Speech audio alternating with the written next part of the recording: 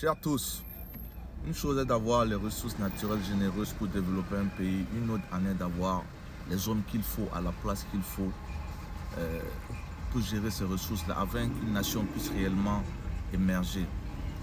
Le président capitaine Ibrahim Traoré et son gouvernement, la transition, depuis qu'ils sont aux affaires, ils font que leurs preuves. Ils ont démontré au peuple burkinabé qu'ils sont là pour travailler dans leurs intérêts et pour le développement du Burkina Faso. Et nous, en tant que citoyens, patriotes burkinabés, nous devons les accompagner dans cette tâche-là qui n'est pas du tout facile. Parce que quoi que l'on dise, à eux seuls, ils ne peuvent pas faire le travail. Nous devons nous mettre main dans la main et travailler pour que nous soyons réellement une nation libre et prospère dans tout son sens. Et tous les moyens sont mis à disposition afin que cela soit réalisable.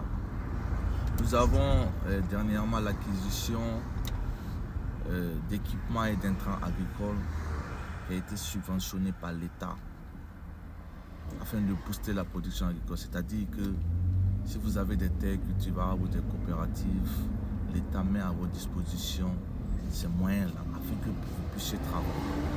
Vous voyez qu'il n'y a aucune raison que le Burkina ne puisse pas émerger. Ce système de développement-là ne peut que nous permettre d'être souverains sur le plan alimentaire, économique et développer d'autres initiatives également.